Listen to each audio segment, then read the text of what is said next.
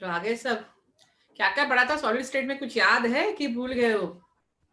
Start किया था crystalline and amorphous solid से, याद है ना? क्रिस्टलाइन सॉलिड के फिर से हमने क्लासिफाई किया था क्रिस्टलाइन सॉलिड को। उसके बाद relationship between edge length and radius, सबसे इंपॉर्टेंट, आर और A. R is equal to A by 2। SCC, what is my SCC? Simple cubic crystal. BCC, body centred cubic crystal. FCC, face centred cubic crystal. इस तरफ देखा हमने सब। उसके बाद हमने पैकिंग फ्रैक्शन देखा है, गुड इवनिंग। पैकिंग फ्रैक्शन देखा था। अगर मैं एससीसी की बात कर रही हूँ, सिंपल क्यूबिक क्रिस्टल की बात कर रही हूँ, तो उसमें पैकिंग फ्रैक्शन कितना, सॉरी पैकिंग एफिशिएंसी कितनी होती है? 52.4%। अगर मैं बीसीसी का एग्जांपल ले रही हूँ या बीसीसी ले रही हूँ क्रिस्टल, तो उसमें पैकिंग एफिशिएंसी 68% होगी और सबसे अच्छी पैकिंग होती है एफसीसी 74%। परसेंटेज ऑफ वॉइड कैसे निकालना है? 100 minus packing efficiency, percentage of void रहेगा। तो यहां तक चीजें तो हम पढ़ चुके हैं। और क्या पढ़े हैं? हाँ, अरेंजमेंट हमने देखी है। A type arrangement, A B type arrangement, ABC type arrangement FCC में देखी थी हमने ये, ठीक है। उसके बाद हमने देखा टेट्राहेड्रल वॉइड क्या होता है, ऑक्टाहेड्रल वॉइड क्या होगा। तो यहां तक तो हम पहुंच चुके थे, यहां तक हम पहुंच चुके हैं। तो अभी हम थोड़ा बात करेंगे बीसीसी में कि बीसीसी का कोऑर्डिनेशन नंबर कितना होता है। शायद वो चीज छूट गई थी मुझसे, बीसीसी का कोऑर्डिनेशन नंबर कितना होगा। अभी आपको पता है, अगर मैं बात करूं बीसीसी की, किसकी बात कर रही हूं? बीसीसी की, बॉडी सेंटर्ड क्यूबिक क्रिस्टल। किस तरह से होगा? हमने देखा कि बीसीसी में constituent particle present corners as well as body centered। कहां पे प्रेजेंट है बेटा? कॉर्नर्स पे भी प्रेजेंट है। ये कॉर्नर्स हो गए, यहाँ पे ये वाला 8 कॉर्नर्स है, तो कॉर्नर्स पे भी प्रेजेंट होता है as well as body centred, as well as body centred. तो इसका कोऑर्डिनेशन नंबर कितना आएगा? कोई बता सकता है मुझे? इसका कोऑर्डिनेशन नंबर कितना आएगा? बीचों बीच है, इतनी स्टडी की है हमने, तो अभी कोऑर्डिनेशन नंबर निकालना आपको आना चाहिए। कितना होगा कोऑर्डिनेशन नंबर? क्या बात कर रहे हो, कोऑर्डिनेशन नंबर नहीं आ रहा? Number of nearest neighbouring atom. Sakshi गलत नहीं हो रहा है, 6 कैसे होगा? एक बॉक्स लिया है और बॉक्स में बीचों बीच मैंने एक बॉल रख दी है, उसको कितने कॉर्नर सराउंड कर रहे हैं। अभी यहाँ पे क्या हो रहा है देखो ना, एक ये वाली बॉल ले ली, यहाँ पे ये दूसरी बॉल है, यस, ये तीसरी बॉल है, ये वाला, ये हो गया एक लेयर, ये वाला, उसके अपोजिट दूसरा लेयर होगा और इसके बीच में ये बॉल रहेगी। देखो, इसके नीचे 4 कॉर्नर्स हो गए, ऊपर भी 4 कॉर्नर्स है, तो इसका कोऑर्डिनेशन नंबर 8 नहीं होगा क्या? ये बात समझ में आ रही है आपको? Number of nearest neighbouring atom, एक लेयर 4 के नीचे है, उसके बीचों बीच रख दिया, ऊपर 4 लेयर है, 4 कंस्टिट्यूएंट पार्टिकल है, 8 हो गया। अभी इसका कोऑर्डिनेशन नंबर तो कितना हो जाएगा? 8 हो जाएगा। अभी इसको हम 3D में देखते हैं। 3D में हमने देखा था, वैसे मैं फिर से रिपीट कर रही हूँ। 3D में जो आपको, अभी जो 3D में है, अगर मैं बोलूं इसमें, तो 3D में क्या होता है? एक तो बनाएगा स्क्वायर पैकिंग, एक बनाता है यहाँ पे स्क्वायर पैकिंग, और जो दूसरा पैकिंग होता है वो होता है हेक्सागोनल पैकिंग। ये चीजें हम पढ़ चुके हैं, फिर से रिपीट कर रही हूँ। दूसरा जो पैकिंग होगा हेक्सागोनल पैकिंग, एक होता है स्क्वायर पैकिंग, लास्ट टाइम पढ़ चुके। अभी यहाँ पे इसमें भी 2 टाइप्स होते हैं। पहला होगा ए टाइप पैकिंग, ठीक है, और उसके बाद होता है यहाँ पे ए बी टाइप पैकिंग। एक होता है ए टाइप पैकिंग और ए बी टाइप पैकिंग। आप लोगों ने देख लिया कि ए क्या बनाता है? ए बनाता है 2D स्क्वायर पैकिंग। ए क्या बनाएगा? 2D स्क्वायर पैकिंग बनाएगा। हमने देखा था, एक लेयर नीचे दूसरी लेयर ऊपर, यहाँ पे हमने देखा था। तो ए यहाँ पे इसका कोऑर्डिनेशन नंबर 6 आया था, लास्ट टाइम हमने देखा इसका कोऑर्डिनेशन नंबर कितना आया था? 6 आया था। अभी यहाँ पे अगर आप ए बी की बात करो, देखो यहाँ पे पहली लेयर मैंने रख दी यहाँ पे ए वाली लेयर रख दी यहाँ पे, ठीक है। पहली लेयर कौन सी रख दी? यहाँ पे ए लेयर रख दी। उसके बाद में ये 2D में बना लेती हूँ। पहले एक ए लेयर रख दी हमने यहाँ पे, ठीक है, इस तरह से। तो ये पहले 2D वाली लेयर मैंने रख दी है, ए लेयर को। अभी यहाँ पे बीसीसी में देख रही हूँ मैं, यहाँ पे जो सेकेंड लेयर मुझे रखना है, बीसीसी का स्ट्रक्चर करना है, तो क्या मैं इसके ऊपर रखूंगी ये वाला? बीसीसी बना रहे हैं, बॉडी सेंटर। यहाँ पे भी क्या आएगा? इसके ऊपर आएगा ये वाला, यहाँ पे भी इसके ऊपर होगा। देखो एक स्ट्रक्चर बन रहा है। ये लेयर कौन सी होगी? ए टाइप लेयर होगी। ये लेयर कौन सी हो रही? बी टाइप लेयर हो रही है। वैसे कुछ क्या था, देखो इसके ऊपर फिर से एक यहाँ पे बन रहा है ये स्ट्रक्चर, थोड़ा सा समझ लो आप। यहाँ पे फिर से देखो एक ये वाला हो गया, चारों बॉल के ऊपर दूसरा बॉल रखा हुआ है मैंने यहाँ पे। ये फिर से यहाँ पे आ जाएगा ये वाला, फिर से ये वाला। तो यहाँ पे अगर मैं कोऑर्डिनेशन पूछूं, ये क्या है? बीसीसी बन रहा है ना, ये स्ट्रक्चर कौन सा बन गया? बीसीसी बन गया। 4 बॉल नीचे है, ऊपर बीच में एक बॉल रख दी है, और उसके ऊपर एक और लेयर मैं रख दूं, इसकी एक और लेयर ए की फिर से रख दूं, तो ये स्ट्रक्चर कौन सा हो रहा है? बीसीसी। इमेजिन करो थोड़ा सा। अभी ये यहाँ पे कोऑर्डिनेशन नंबर कितना होगा? यहाँ पे कोऑर्डिनेशन नंबर आपने ही बताया, ये सेंटर जो है ये वाला, इसका मुझे कोऑर्डिनेशन नंबर निकालना है। तो नीचे 4 बॉल है, ऊपर 4 बॉल है, कोऑर्डिनेशन नंबर कितना हो गया? 8 हो गया। तो बीसीसी का कोऑर्डिनेशन नंबर कितना हो रहा है? 8 हो रहा है। उसके बाद जो हेक्सागोनल क्लोज पैकिंग है, हेक्सागोनल भी 2 तरह की पैकिंग बनाता है। हेक्सागोनल भी 2 तरह की पैकिंग बना रहा है। एक बना रहा है एबी टाइप पैकिंग, एक बना रहा है एबी टाइप पैकिंग, और दूसरी जो पैकिंग बना रहा है यहाँ पे वो है एबीसी टाइप पैकिंग, जो हम पढ़ चुके हैं, एबीसी टाइप पैकिंग। अभी जो एबी पैकिंग है, आपको पता है कि जो ए है, ए क्या बनाता है? 2D स्क्वायर पैकिंग बनाता है। लास्ट टाइम मैंने बताया है ये सब। ए क्या बनाता है? 2D बनाता है। और जो बी है, बी क्या फॉर्म कर रहा है? बी क्या फॉर्म कर रहा है? बी टेट्राहेड्रल वॉइड फॉर्म कर रहा है। लास्ट टाइम बताया थी सब चीजें, निकाल के भी बताया था मैंने। टेट्राहेड्रल वॉइड फॉर्म कर रहा है। तो ये जो स्ट्रक्चर बनता है ना, वो हेक्सागोनल क्लोज पैकिंग का है। और हेक्सागोनल क्लोज पैकिंग में कोऑर्डिनेशन नंबर 12 होता है। क्या ये सबको पता है? हेक्सागोनल में कोऑर्डिनेशन नंबर कितना होता है? एक स्ट्रक्चर यहाँ पे निकाल के बताती हूँ मैं, ये रब कर देती हूँ। आपको पता है हेक्सागन इस तरह से फॉर्म होगा। एक छोटा सा स्ट्रक्चर ड्रॉ कर देती हूँ, ठीक है। एक ये होगा, यहाँ पे मैंने अटैच कर दिए थे इसको, ठीक है, इस तरह से फॉर्म हुआ था। कितने कॉर्नर से? 1 2 3 4 5 और ये 6। और यहाँ पे हमने 3 बॉल रखे थे, यहाँ पे हमने 3 बॉल रखे थे, और ये हो गए और 6। तो अगर मैं कोई भी एक बॉडी सेंटर ले लूं, तो उसमें कितने हैं? 6 ऊपर के और 6 नीचे के। मतलब इसके एक सेंटर में रख दूं तो 6 तो ऊपर रहेंगे और 6 नीचे रहेंगे। तो कोऑर्डिनेशन नंबर कितना आ जाएगा? 12 आ जाएगा। कोऑर्डिनेशन नंबर कितना है? 12। अभी यहाँ पे भी हमने देखा कि जो ए है, ए क्या बनाता है? 2D स्क्वायर पैकिंग बनाता है। ए क्या बनाएगा? 2D square. बी क्या बनाता है? बी बनाता है टेट्राहेड्रल वॉइड, लास्ट टाइम बताया था। एंड सी क्या बनाता है? सी बनाता है ऑक्टाहेड्रल वॉइड। और जो एबीसी पैकिंग होती है उसको ही बोलते हैं क्यूबिक क्लोज पैकिंग या एफसीसी। ध्यान देना, क्यूबिक क्लोज पैकिंग और एफसीसी दोनों सेम है। क्यूबिक क्लोज पैकिंग और एफसीसी दोनों सेम है। और उसका कोऑर्डिनेशन नंबर कितना होगा? सब लोग जानते हो, 12 होगा। इसका कोऑर्डिनेशन नंबर कितना होगा? 12। यहां तक क्लियर है? अभी मुझे बताओ, पहले के बैच में 23, रिवीजन में 23 है और बच्चे थे, और अभी सही में लेक्चर चल रहा है 12 का, तो उसमें बच्चे कम होके आ रहे हैं। क्या बात है। चलो, क्लियर हुआ है? एक बार नोट कर लो जल्दी से। उसके बाद हमने देखा था इंपॉर्टेंट, अगर z की वैल्यू n होती है, मतलब number of atom per unit cell n होता है, तो टेट्राहेड्रल वॉइड 2n होता है। ऑक्टाहेड्रल वॉइड कितना होगा? n होगा। ये पता है ना?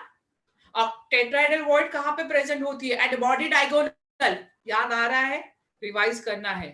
Tetrahedral, position of tetrahedral void body diagonal पे होती है, टोटल 4 बॉडी डायगोनल है, एक बॉडी डायगोनल पे 2 टेट्राहेड्रल वॉइड है, तो टोटल कितना आती है 8 टेट्राहेड्रल वॉइड। ऑक्टाहेड्रल वॉइड की बात करूं तो एज सेंटर पे और बॉडी सेंटर पे टोटल एज होते हैं 12, कंट्रीब्यूशन 1/4, तो ये 3 हो गया, बॉडी के रिस्पेक्ट में 1 हो गया, तो 4। ऑक्टाहेड्रल वॉइड कितनी आ रही है 4। ये बातें हुई थी। चलो एक क्वेश्चन दे दो, अभी 1-2 क्वेश्चन करते हैं। चलो रब कर दूं, लिख लिया है या स्क्रीनशॉट ले लो, बट चीजें लिखोगे तो याद ज्यादा होगी।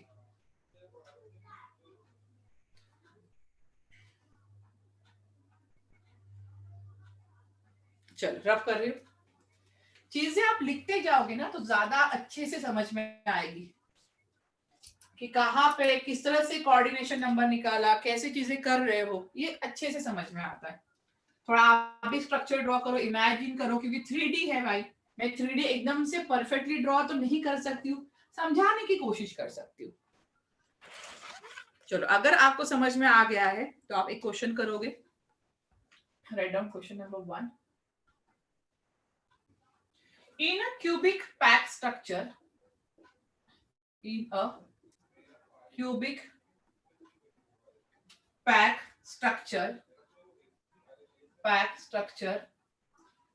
of mixed oxide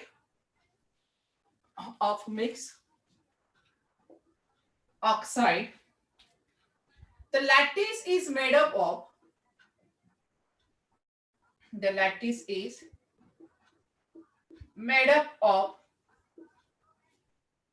oxide ion. किससे बना है? ऑक्साइड आयन से बन गया। 1/5 of tetrahedral void, 1/5 of tetrahedral void occupied by X2 plus, half of octahedral void,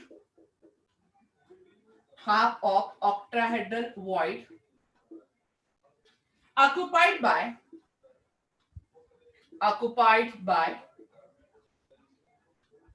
Y plus 3I. Then formula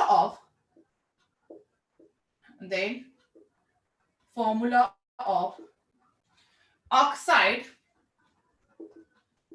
will be,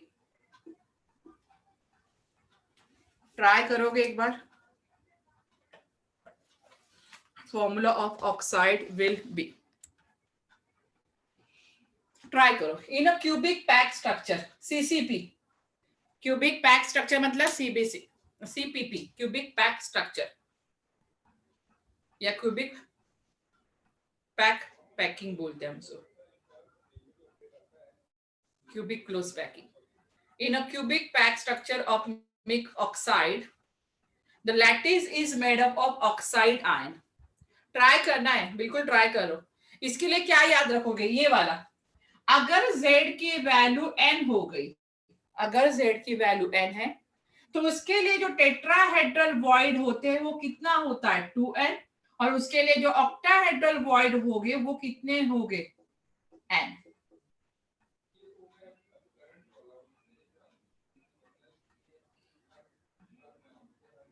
x plus 2 है, प्लस 2 प्लस।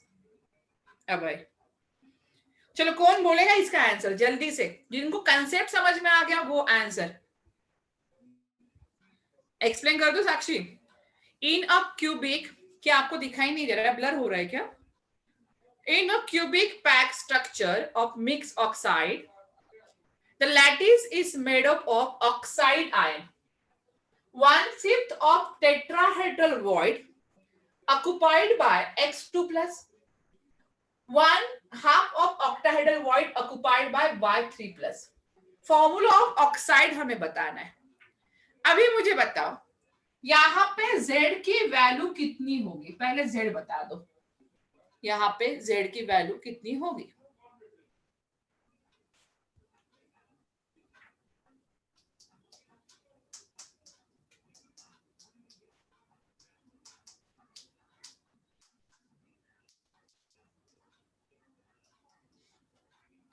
चलो मैं बता दूं, किसी को नहीं आ रहा आंसर?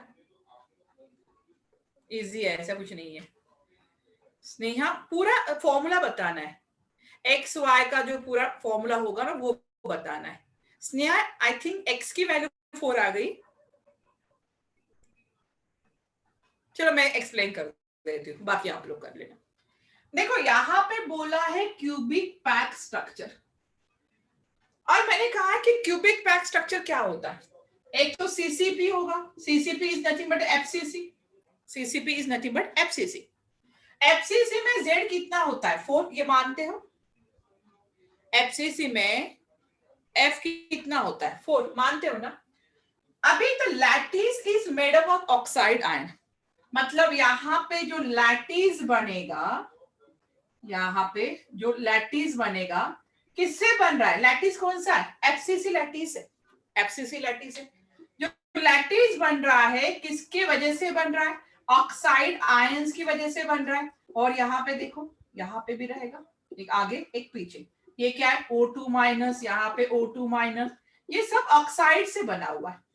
तो अगर ये ऑक्साइड से बना हुआ है तो number of oxide ion per unit cell कितना होगा? Number of oxide ion per unit cell कितना आया? पैकिंग कैसी है? एफसीसी।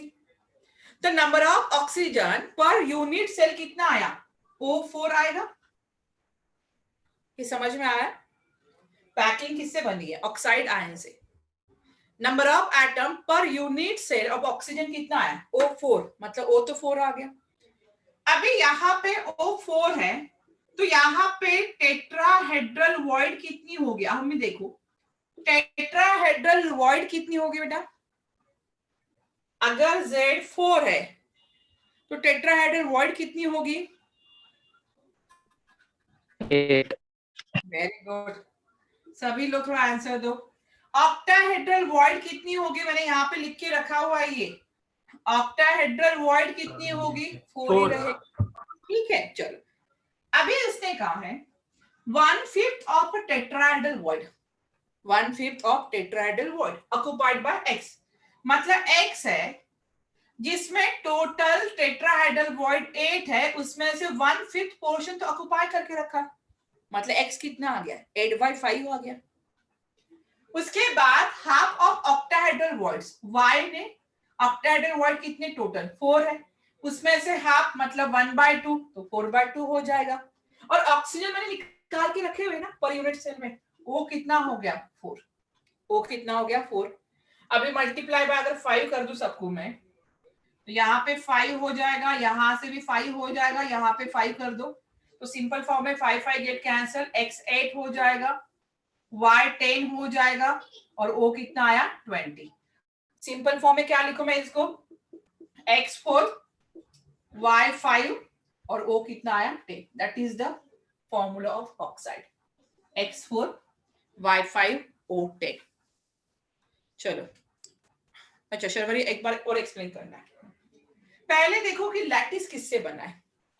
इन्होंने डायरेक्टली बोला है कि क्यूबिक पैक स्ट्रक्चर है, मतलब सीसीपी स्ट्रक्चर है। CCP is nothing but FCC, CCP को एफसीसी मान के चलो। तो यहाँ पे एफसीसी मतलब क्या है? जेड की वैल्यू कितनी होती है? 4। Number of atom per unit cell कितना होगा? 4। उन्होंने कहा कि जो होल लैटिस है किससे बना है? ऑक्साइड आयन से लैटिस बना है। Lattice is made up of oxide ion. अभी लैटिस में क्या है? कॉर्नर्स है, और हाँ अब यही बता रही हूँ। ये वाला देखो, lattice is made up of oxide ion. तो यहाँ पे देखो हर जगह पे ये कॉर्नर्स है जहां पे ऑक्साइड आयन है, और ऑक्साइड आयन बीच में भी है, मतलब फेसेस पे है टोटल। अभी मुझे बताओ, अगर मैं इसका कंट्रीब्यूशन निकालू ऑक्साइड आयन का, 8 कॉर्नर्स पे ऑक्साइड आयन है, 8 कॉर्नर्स पे ऑक्साइड आयन है, उसका कंट्रीब्यूशन कितना हो रहा है? 1/8। तो ये 1 oxide ion per unit cell आ रहा है कॉर्नर्स के रिस्पेक्ट में। फेस पे 6 ऑक्साइड आयन है, 1/2 कंट्रीब्यूशन कर रहा है 3, तो ये टोटल कितना हो रहा है? 4 हो रहा है ना। अभी समझ में आया भाई? तो ये कितना हो जाएगा? 4 हो जाएगा। इसीलिए मैंने ऑक्साइड आयन कितना निकाला? 4 निकाला। ठीक है, तो यहाँ पे देखो, अगर मैंने कहा Zn होता है तो टेट्राहेड्रल वॉइड 2n होगा, ऑक्टाहेड्रल वॉइड n होगा। तो यहाँ पे Z4 है तो टेट्राहेड्रल वॉइड डबल कर दो, 8 हो गया। ऑक्टाहेड्रल वॉइड वही रहेगा, 4 हो गया यहाँ पे। तो x टेट्राहेड्रल वॉइड 8 का 1/5 पार्ट है, मतलब इसको मैं इस तरह से लिख सकती थी 1/5 × 8। ठीक है, y का कितना है यहाँ पे, y ऑक्टाहेड्रल वॉइड है तो 4 × 1/2 हो जाएगा। ऑक्सीजन तो मुझे मिल चुका है O4। इस तरह से भी लिख सकते हो। शर्वरी समझ में आया? बाकी सबको समझ में आया है? चलो रफ कर दो। चलो एक सिंपल बताती हूँ, सिंपल भी आते हैं, ऐसे नहीं कि हमेशा ये इस तरह से डिफिकल्ट आएंगे। डिफिकल्ट तो नहीं था ये, बट आपको कंसेप्ट याद होने चाहिए। ऑक्टाहेड्रल वगैरह सब कंसेप्ट अगर याद होगे तो इजी होगा। सिंपल वाले भी बता देती हूँ। सेकंड लिखो, a cubic unit cell contain atom A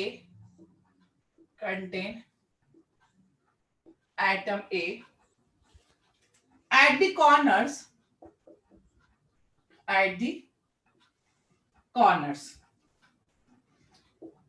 atom B at face center, C at body center, C at the body center. What is the formula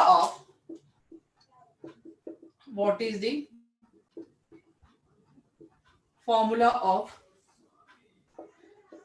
crystalline compound? What is the formula of crystalline compound? क्या इसका easily answer बता सकते हो अभी?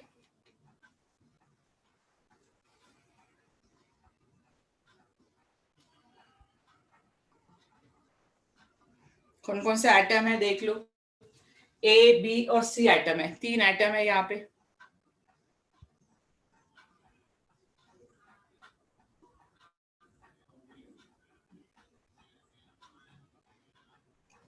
ये तो कर पाओगे, सोचो, थोड़ा लॉजिक लगाओ। अगर आपने पीछे का थोड़ा रिवाइज किया होगा तो इजीली आंसर आ जाएगा। गुड नितिन। नितिन A4 कैसे आया? कॉर्नर्स पे है, A4 नहीं आना चाहिए था, बाकी सही है। हाँ नितिन गुड।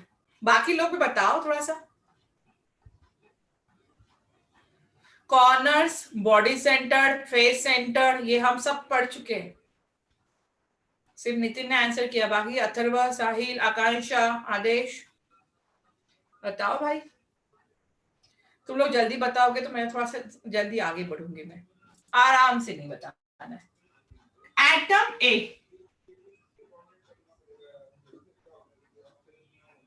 एटम ए कहां पे है? एट द कॉर्नर्स पे है। इजी है भाई, एट द कॉर्नर्स। अभी एटम ए कॉर्नर्स पे है तो क्या इसका कंट्रीब्यूशन निकाल सकते हो आप लोग? टोटल कितने कॉर्नर्स होते हैं? क्यूबिक की बात कर रहे हैं, ये सब क्यूबिक में चल रहा है। टोटल कितने कॉर्नर्स होते हैं? 8 कॉर्नर्स। कंट्रीब्यूशन कितना होगा? 1/8। क्या ये भूल गए आप लोग? 1 आया। ए की रिस्पेक्ट में कितना आया? 1। Good Joel. B at face centre, atom B at face centre. अभी फेस सेंटर है, कितने फेसेस होते हैं? 6 फेस है। कंट्रीब्यूशन कितना हो गया? 1/2, तो ये आ गया 3। ठीक है, बी आ गया सी। एंड एटम सी जो है at the body centre, at the body centre. अगर बॉडी सेंटर है तो ये तो पूरा का पूरा 1 ही रहेगा। ठीक है, तो देखो क्या आया। ए के रिस्पेक्ट में कितना आ रहा है? 1 आ रहा है। ए कितना आ गया? 1। बी के रिस्पेक्ट में कितना आ रहा है 3, ए बी 3 हो गया, एंड सी के रिस्पेक्ट में कितना आ रहा है 1, तो फॉर्मूला बन गया A1 B3 C1। क्लियर हुआ है? A1 आ रहा है, इजी है ना? अभी तो समझ में आ गया? ओके चलो फिर, अगर ये समझ में आ गया तो फिर से एक एग्जांपल देती हूँ। देखो भाई, जब तक डाउट अपने क्लियर ना हो ना, तो बिल्कुल ये नहीं करना है, इसके पीछे लग के रखना है। चलो, atom C and D, next लिखो, थर्ड होगा। अब ये सभी लोग मुझे आंसर करोगे। Atom C and D form FCC, form FCC crystalline structure. Atom C is present. Atom C is present at the corners. At the corners of the cube. Corners of the cube. And D is at the face center. At the face center of the cube. Face center of the cube. What is the formula of the compound? What is the formula of the compound?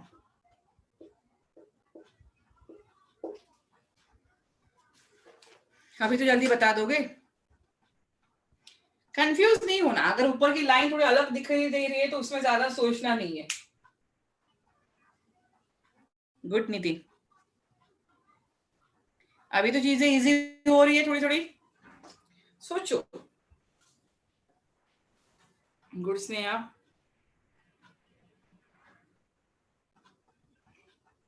इस तरह के ज्यादा question आते हैं। Tetrahedral, Joel good, tetrahedral void, octahedral void, ये question थोड़ा ज्यादा पूछे जाते हैं। साक्षी सही है,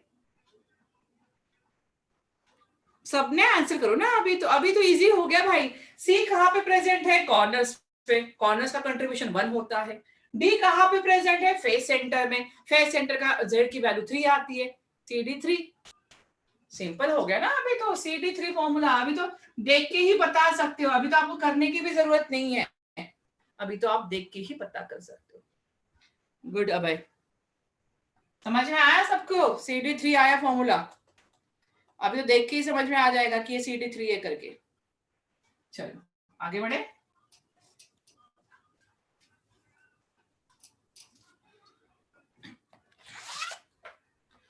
नेक्स्ट लिखो, अब ये थोड़ा अलग टाइप का रहेगा। नेक्स्ट लिखो, फोर्थ नंबर होगा, जो भी होगा लिखो। Aluminium, Al, aluminium crystallizes in cubic unit cell, and edge length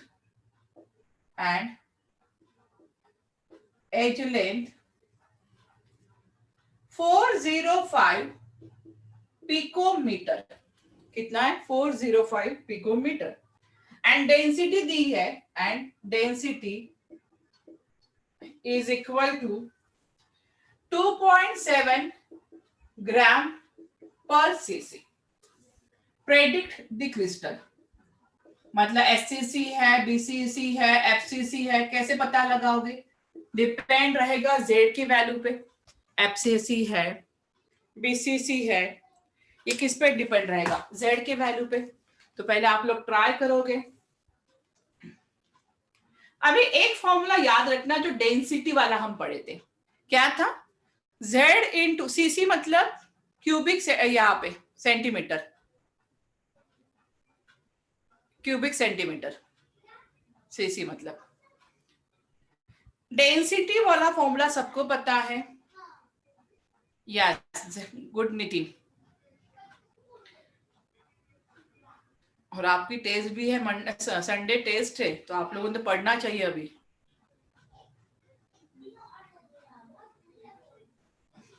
अगर z की वैल्यू आपको पता होगी तभी तो आप क्रिस्टल बता सकते हो।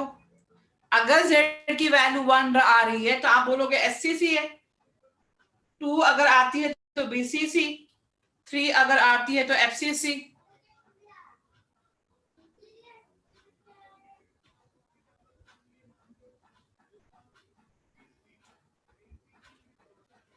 ठीक है, चलो देखते हैं।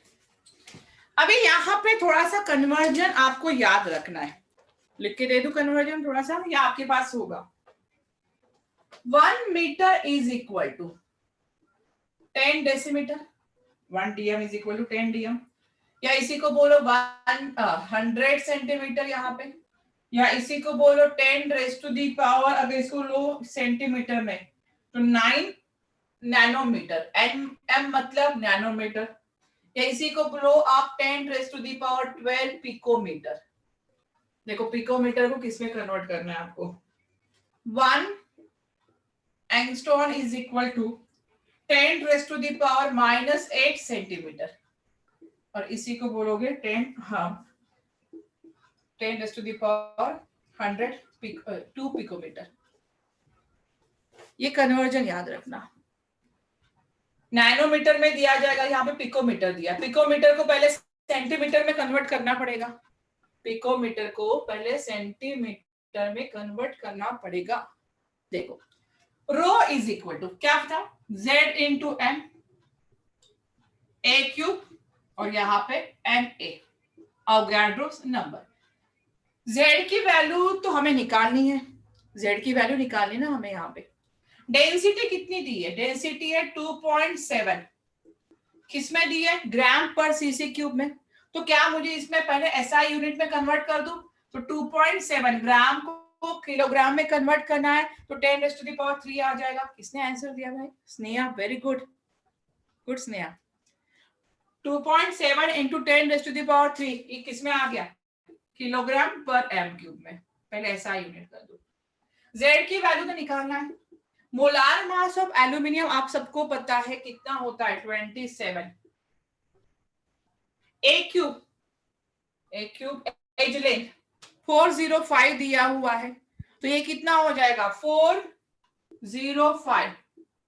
पिकोमीटर को पहले मीटर क्यूब में कन्वर्ट कर दो। देखो पिकोमीटर को मीटर क्यूब में कन्वर्ट करना है, पिकोमीटर को मीटर क्यूब में कन्वर्ट करना है, तो 10 रेज़ टू द पावर कितना आएगा, -12, इसका पूरा क्यूब करना है, into 6.023 into 10 raise to the power कितना आएगा, 23। तो यहाँ पे आंसर निकाल लो z का। तो यहाँ पे z की वैल्यू आती है 4, आप लोग कैलकुलेट कर लोगे, z की वैल्यू आती है 4।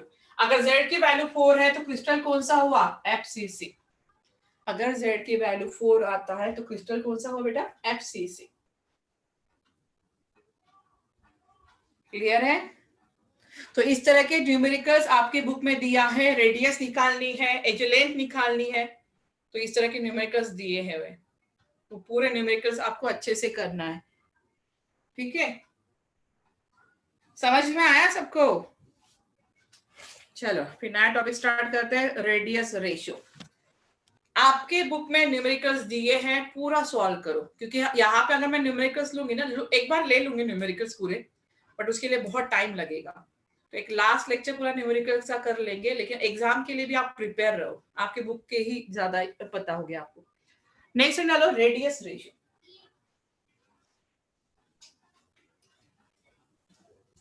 अगर आप लोग जब कर रहे हो उसी दिन पढ़ोगे ना, या हर रोज आप रिवाइज करोगे तो आपको इजी जाएगा। सॉलिड स्टेट इजी चैप्टर है, बट इमेजिनेशन बहुत करना पड़ता है वहां पे। नेक्स्ट डालो radius ratio.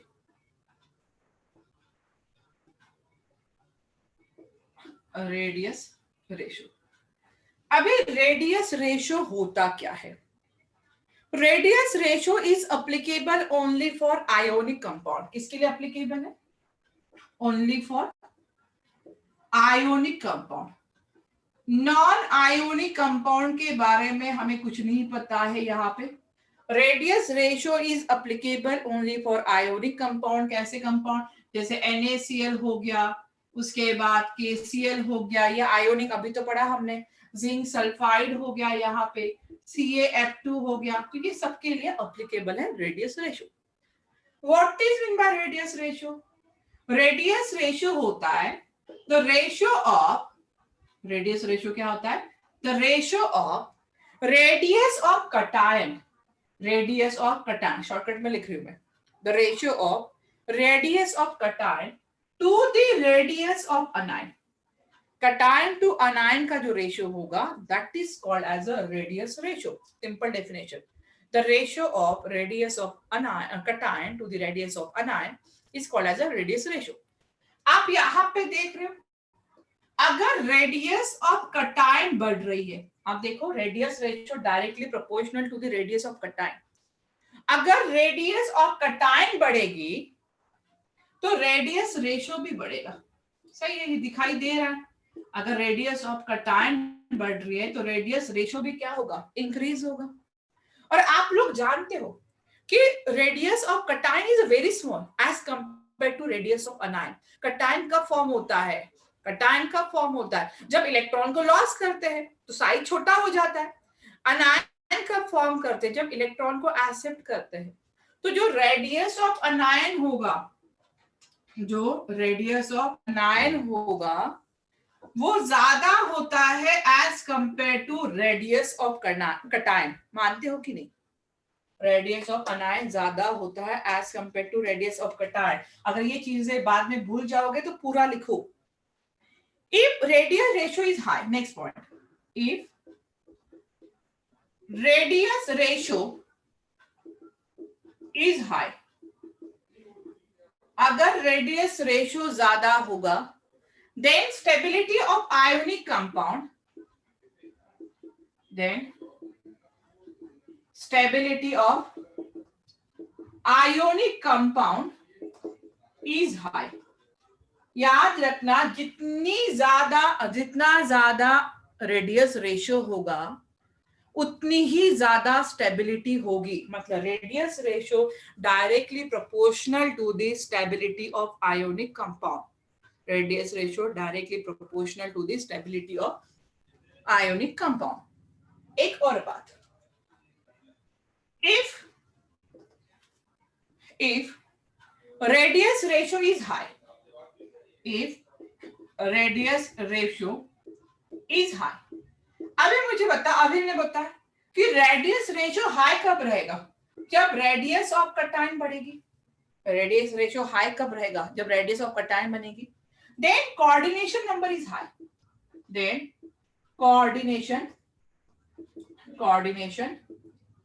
number is high. Coordination number भी क्या रहेगा? ज्यादा रहेगा। रेडियस रेशियो हाई मतलब रेडियस ऑफ कटायन हाई रहेगा। अभी देखो, अभी मैंने एक कटायन लिया, एक छोटा सा कटायन ले लिया, ठीक है, छोटा सा कटायन लिया।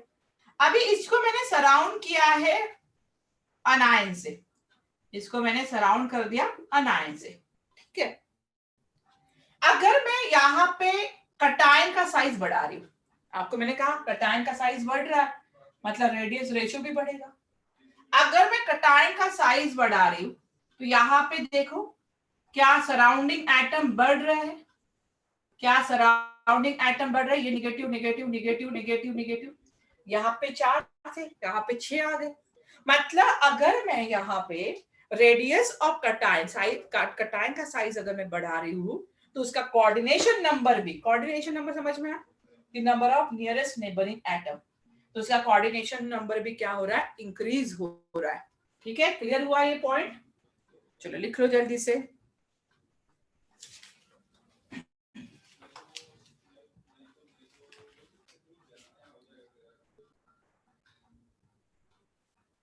If radius ratio is high, radius ratio high कब रहेगा? जब रेडियस ऑफ कटायन बढ़ेगा, देन कोऑर्डिनेशन नंबर भी बढ़ेगा। मतलब जितना ज्यादा रेडियस रेशियो उतना ही ज्यादा coordination number. And stability of ionic compound depend upon the radius ratio.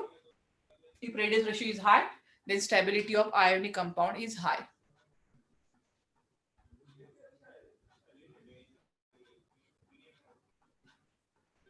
अभी कुछ पॉइंट लिखने हमें स्टेबिलिटी ऑफ आयोनिक कंपाउंड्स के बारे में.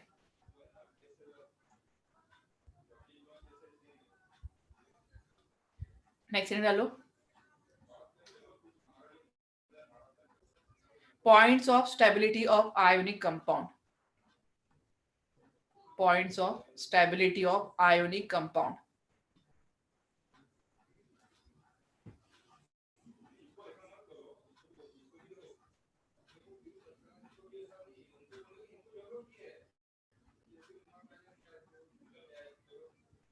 चलो डन. रफ कर दो. लिख लिया सबने? रफ कर रही हूं मैं.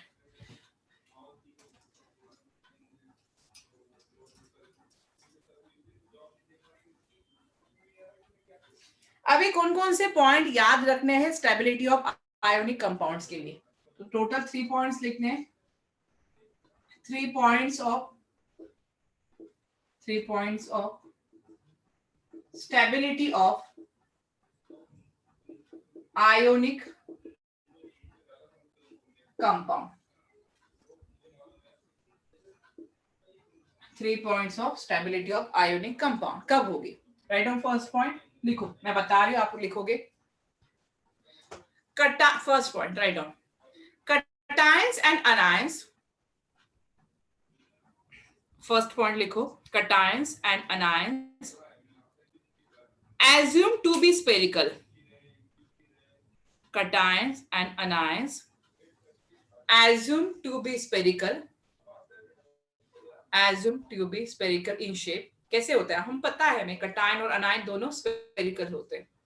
Cation and anion assumed to be spherical in shape and must be touching each other. And must be, आप लोग cation और anion एक दूसरे को कैसे होने चाहिए? टच करके हुए. And must be touching each other. First point समझ में आ गया कि cation एंड anion स्फेरिकली है, हमें एज्यूम करना है और एक दूसरे को कैसे होने चाहिए? टच करके होने चाहिए. नेक्स्ट पॉइंट लिखो. anion generally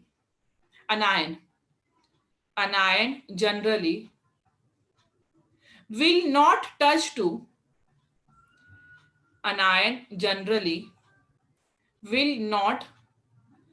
to other anion.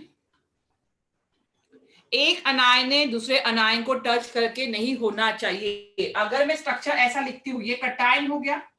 अगर ये अनायन है और एक दूसरे को टच है, ये अनायन, तो आप देख रहे हो कि इलेक्ट्रॉन डेंसिटी बढ़ेगी, रिपल्शन बढ़ेगा. यहाँ पे रिपल्शन बढ़ेगा. तो रिपल्शन बढ़ने के कारण वहां पे क्या होगी? अनस्टेबल हो जाएगा. कंपाउंड कैसा हो जाएगा? अनस्टेबल. तो anion generally will not touch to other anion. Next third लिखो. थर्ड इज cation must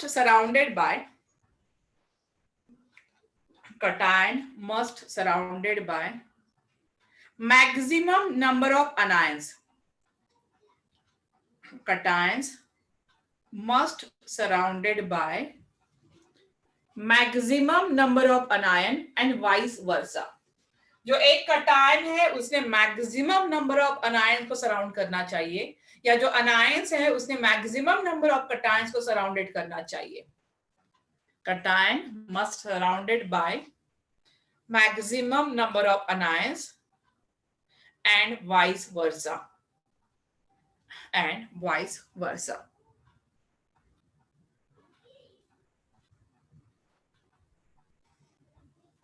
अभी आपको पता है कि जो कटायन होता है, कटायन का साइज बहुत छोटा है, मैंने अभी बताया, और जो अनायन का साइज होता है बड़ा होता है. तो जनरली याद रखना, जो अनायन होगा जनरली ये पैकिंग बनाएगा. जो भी अनायंस होते हैं वो जनरली पैकिंग शो करते हैं. पैकिंग मतलब कौन सी?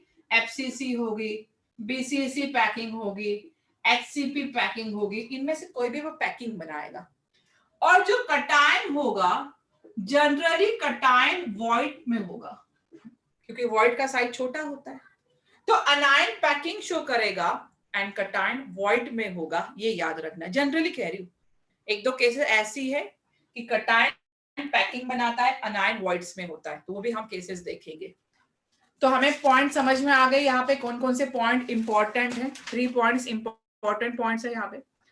अभी मुझे बताओ, अभी मैंने निकाला था यहाँ पे, अगर मैंने ये पॉजिटिव चार्ज लिया हुआ है कटायन, ये positive small size of cation लिया, अभी मैं इसको अनायंस को सराउंड कर रही हूँ, यहाँ पे मैं अनायंस को सराउंड कर रही हूँ।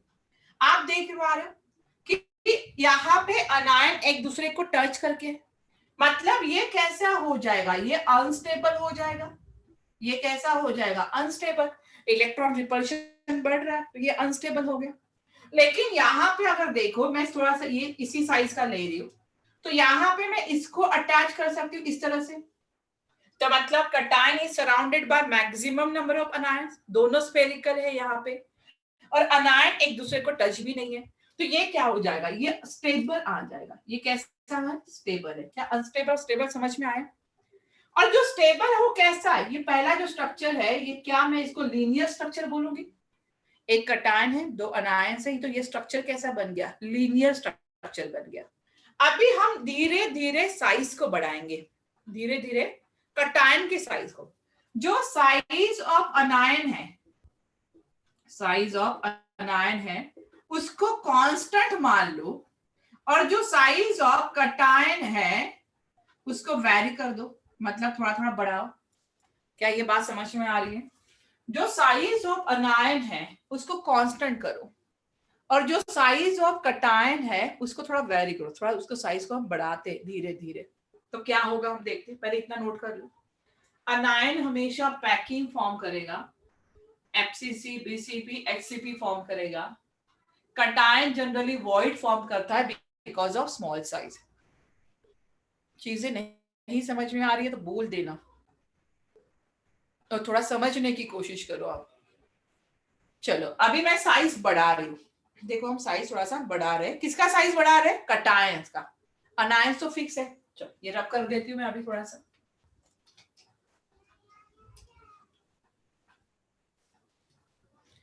देखो यहाँ पे अभी मैंने कटायन का साइज थोड़ा सा, एक क्रिटिकल सिचुएशन आएगी। लास्ट पॉइंट ये था, अगर एक दूसरे को अनायन टच करके है तो वो अनस्टेबल हो जाएगा, और मैंने एक कटायन बीच में लिया है, दोनों साइड में अनायन है, तो अनायन एक दूसरे को टच नहीं है, तो एक स्टेबल कॉन्फ़िगरेशन आएगा। जो मैंने कहा है कि अनायन को मैं कांस्टेंट मानती हूँ और कटायन का मैं साइज धीरे धीरे बढ़ाऊंगी, क्योंकि रेडियस रेशियो डिपेंड करता है कटायन पे जनरली। तो यहाँ पे देखो, इसका मैंने एक क्रिटिकल सिचुएशन, मतलब यहां से हम आगे कटायन को बढ़ाना शुरू करेंगे। एक कटायन हो गया, एक ये वाला स्फेरिकल एटम हो गया, एक में यहां पे भी लगा रही, ठीक है, एक में यहां पे भी लगा रही। देखो दोनों के बीच में थोड़ा सा डिस्टेंस है, एक क्रिटिकल सिचुएशन होगी, ये वाला यहां से शुरुआत होगी, और एक यहां पे मैं कर देती हूँ। देखो यहां पे भी डिस्टेंस है, मतलब ये कौन सी सिचुएशन आ गई है, ये ट्रायंगुलर वाली सिचुएशन आ गई। That is a critical situation, मतलब ये मैक्सिमम 3 बॉल हम बिठा सकते हैं यहाँ पे। जैसे जैसे कटायन का साइज बढ़ाओगे अनायंस भी बढ़ेंगे, ये तो आपको पता है। अभी ये कौन सी सिचुएशन है, देखो एक ये वाला हो गया, एक ये वाला हो गया, एक ये हो गया, और एक ये हो गया, ठीक है। देखो थोड़ा समझ लो अभी ये चीजें, ये वाला कर दिया। तो अभी यहाँ पे ये कौन सी सिचुएशन है, ये कौन सा वॉइड होगा? आप 3 एटम्स है, तो यहां पे जो मैं वॉइड की बात करूंगी ये होगा ट्रायंगुलर वॉइड। ये कौन सा वॉइड हो रहा है, ट्रायंगुलर वॉइड। ये कौन सा है, ट्रायंगुलर। अभी मुझे बताओ, एक कटायन है, और कटायन की जो रेडियस है मैं स्मॉल आर से ले रही हूँ। कटायन साइज में छोटा होता है तो मैंने आर ले लिया। एक अनायंस होगा, बड़ा है, और इसको मैंने कैपिटल आर से ले लिया। जो बड़ा है मैंने उसको कैपिटल ले लिया, जो स्मॉल है उसको मैंने स्मॉल आर से ले लिया, ठीक है। अभी देखो यहाँ पे थोड़ा सा, इस पे थोड़ा सा हम देखते हैं। एक ये वाला इस तरह से होगा, ये इस तरह से, ठीक है। ये इस तरह से स्ट्रक्चर बन रहा है, दिखाई दे रहा है। अभी इसी स्ट्रक्चर को मैं बाहर निकालती हूँ। अभी मुझे बताओ, यहाँ पे ये वाला देखो, ये क्या है, ये अनायन है, तो ये अनायन की रेडियस हो गई, दिखाई दे रहा है, ये अनायन की रेडियस है। और ये छोटा सा कटायन है बीच में, इसकी रेडियस आर हो गई। अभी ये हो जाएगा, ये आर प्लस आर हो जाएगा। देखो मैं यहाँ पे ये वाला जो है ना, मैं यहाँ पे निकाल रही हूँ, इस तरह से निकाल लिया। तो ये क्या बन गया, ये आर बन गया और ये प्लस आर बन गया। आर ये क्या है, ये अनायंस है, ये अनायंस की रेडियस होगी, और ये क्या टाइम्स की रेडियस होगी, तो आर हो गया यहाँ पे। अभी ये वाला ये डालो, ये वाला इस तरह से, तो ये इस तरह से मैंने डाल दिया ये वाला, ठीक है। और यहाँ पे ये वाला देखो, ये मैंने डार्क किया हुआ है, ये इस तरह से आ रहा है, ठीक है, ये इस तरह से आ रहा है। अभी यहां से ये भी क्या है, स्मॉल आ रहा है यहाँ पे, ये भी सॉरी स्मॉल नहीं, ये अनायंस का यहाँ पे दिखाई दे रहा है, कटायंस यहाँ पे। तो यहाँ पे ये क्या हो जाएगा, मैं ये पूरा लिखूं, ये वाला ये क्या बन गया, ये आर बन गया, ये बन गया आर। और इसके बीच में एंगल कितना होगा, 90 डिग्री का एंगल होगा। और ये एंगल कितना है दिखाई दे रहा, पूरा 60 का है, और इसमें से मैं आधा ले रही हूँ, तो ये 30 डिग्री होगा। क्या इतनी बातें समझ में आ रही है, मैं फिर से समझा रही हूँ। ये अनायन की रेडियस आर, ये छोटी सी कटायन की रेडियस, ये फिर से अनायन की रेडियस, यहाँ पे एंगल 90 का है। तो क्या मैं यहाँ पे एक फॉर्मूला आपने देखा होगा कि this is a base, maths पढ़े होगे, मैथ्स के कंसेप्ट क्लियर हो गए, तो ये बेस है, और ये क्या है, हाइपोटेनियस है। बेस और हाइपोटेनियस आप लोग पढ़े हो, तो क्या फॉर्मूला होता है, बेस बाय हाइपोटेनियस। मैं एच लिख देती हूँ, मैथ्स पढ़े हो ना, बेस बाय हाइपोटेनियस क्या होता है यहाँ पे, कॉस कितना होगा, 30 degree. Yes, very good Suraj. Base by hypotenuse cos 30 degree होगा यहाँ पे। बेस क्या है, बेस क्या दिखाई दे रहा है आपको, क्या बेस आर है यहाँ पे, ये वाला बेस आर दिखाई दे रहा है, ये आर हो जाएगा। हाइपोटेनियस ये वाला हो गया, ठीक है। हाइपोटेनियस कितना होगा, आर प्लस आर हो गया, इज इक्वल टू कितना, कॉस 30 डिग्री, ठीक है। अभी कॉस 30 डिग्री कितना होता है, किसको पता है, यहाँ पे लिख देती हूँ, कॉस 30 डिग्री कितना होता है, गुड सूरज, √3/2। क्या बात है, मैथ अच्छा, √3/2। तो यहाँ पे लिख दो मैं आर, ये हो जाएगा R plus R is equal to √3/2, ये हो जाएगा √3/2। अभी इसको सॉल्व करो, सॉल्व कर देते यहाँ पे, आर प्लस आर कॉस 30 हो गया यहाँ पे। अगर मैं ये आर की रिस्पेक्ट में निकालू यहाँ पे, ठीक है, ये आर के रिस्पेक्ट में निकाल देती हूँ, आर इज इक्वल टू क्या हो जाएगा, ये आर प्लस आर इधर चला जाएगा, यहाँ पे होगा √3/2, सही है, √3/2। अगर मैंने यहाँ पे आर लिखा है, ये पूरा इस साइड में लेके आती हूँ, आर माइनस ये हो जाएगा प्लस यहाँ पे √3/2 और यहाँ पे आर इसके साथ लेके आ रही हूँ मैं, ठीक है। R is equal to minus इसके साथ √3/2 आर इज इक्वल टू क्या, मैंने यहाँ पे आर रख दिया है। और क्या करोगे, √3 की वैल्यू रख दो, आर कॉमन निकाल दो, आर को कॉमन निकाल देती हूँ, आर 1 माइनस √3/2 हो जाएगा यहाँ पे आर, तो आर रेडियस ऑफ यहाँ पे हो जाएगा cations, sorry radius of anions हो जाएगा, मैं कटायंस के हिसाब में निकालती हूँ, 1 माइनस √3/2, तो यहाँ पे हो जाएगा आर बार आर हो जाएगा। तो अगर radius of cation to the radius of anion, small किसका था, कटायन का, लार्ज कितना है, अनायंस का, तो radius of cation upon radius of अनायन, अगर इसकी वैल्यू आप निकालते हो तो इसकी वैल्यू आती है 0.155। मतलब ट्रायंगुलर के लिए, मतलब ट्रायंगुलर के लिए वैल्यू कितनी आ रही है, radius of cation to the radius of anion आ रहा है 0.155। तो ये एक क्रिटिकल हो गया, मतलब यहां से शुरुआत हो गई, कटायन जितना साइज बढ़ाओगे उतने ही ज्यादा कोऑर्डिनेशन नंबर बढ़ेगा। तो नोट कर लो यहाँ पे, मैम √3/2 स्मॉलर होगा ना, √3/2 small R, r is equal to, ये तो हो गया r से √3/2। अच्छा हाँ हाँ हाँ, वहां पे ना √3/2 r plus √3/2 small r, yes. तो उसको आगे बढ़ाओ, उसको आगे बढ़ाओ, फिर अभी सॉल्व कर लो मैथ्स की इसमें। वहां पे मैंने r नहीं लिखा, तभी तो √3 बाहर कॉमन निकाल लो उसको फिर। तो ये इक्वेशन जो डेरिवेशन है ना, वो याद नहीं रखना, एग्जाम में कोई पूछेगा नहीं डेरिवेशन, बट कैसे आया, मतलब हमने क्या लिया, बेस बाय हाइपोटेनियस लेके हमने आंसर कैसे निकाला है ट्रायंगुलर का, वो हमें देखना है। वहां पे चेंज कर दो और डेरिवेशन सॉल्व कर लो। √3/2 वो स्मॉल r हो जाएगा, तो डेरिवेशन आ जाएगा फिर। तो वहां पे मैंने लिखा नहीं है,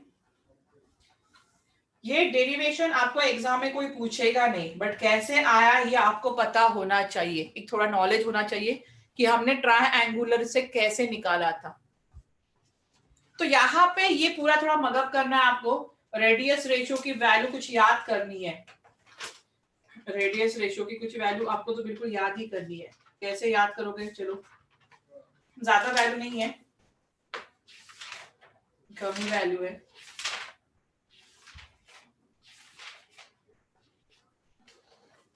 जैसे जैसे रेडियस रेशियो बढ़ेगा वैसे वैसे कोऑर्डिनेशन नंबर भी बढ़ेगा।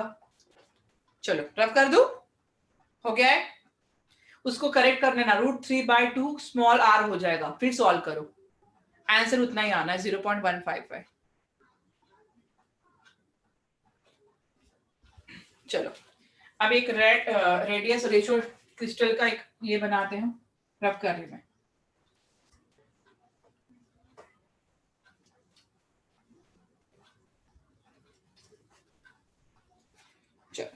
पहली जो क्रिटिकल सिचुएशन आई थी कौन सी है, हमारा रेडियस रेशियो, एक बना लो रेडियस रेशियो, उसके बाद इसका कोऑर्डिनेशन नंबर, और उसके बाद इसका क्रिस्टलाइन स्ट्रक्चर। क्या देखना है, क्रिस्टलाइन स्ट्रक्चर। अगर रेडियस रेशियो कितना निकाला हमने स्टार्टिंग में, 0.155 निकाला था अभी हमने।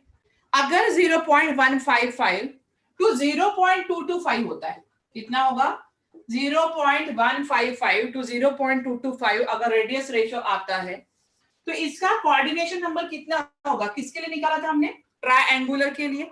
और यहाँ पे क्रिस्टलाइन स्ट्रक्चर कैसा होगा, ट्रायंगुलर, कैसे होगा, ट्रायंगुलर।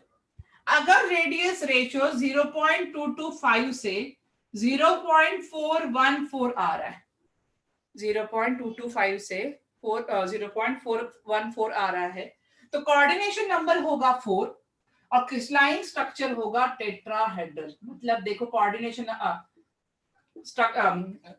रेडियस ऑफ कटायन बढ़ा रहे हो तो कोऑर्डिनेशन नंबर भी बढ़ रहा है, रेडियस रेशियो भी बढ़ रहा है।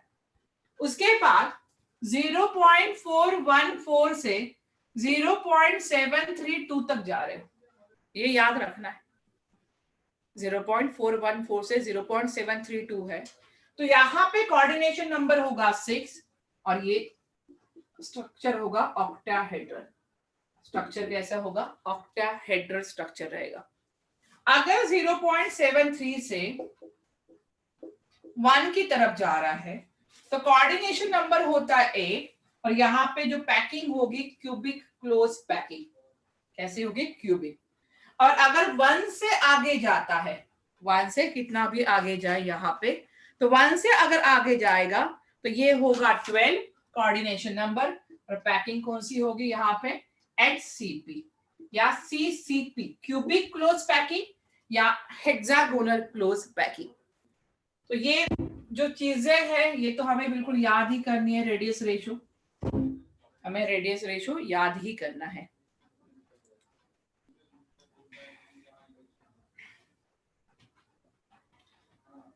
इस पे क्वेश्चन देख लेते हैं कैसे करना है। Radius of cation to the radius of anion is called as radius ratio. Coordination number increase, radius ratio is also increase. Crystalline structure भी याद रखना। चलो रफ कर दूं, लिख लिया है सबने, 0.155 टू 0.225, 0.225 टू 0.414, 414 to 7.732 732 1 और 1 से आगे सबके coordination number and crystalline structure ये भी याद रखना है। अभी इस पे सिंपल क्वेश्चन पूछा जाता है, मैं आपके बोर्ड्स के लिए बोल रही हूँ ये क्वेश्चन, और मेंस में भी अगर पूछा गया तो सिंपल ही पूछा जाता है, ऐसा कुछ हार्ड नहीं आता। रेडियस ऑफ कटायन दी जाएगी, रेडियस ऑफ अनायन पूछा जाएगा। चलो लिखो question number 1। In an ionic solid, ये किसके लिए एप्लीकेबल है? आयोनिक सॉलिड के लिए। The radius of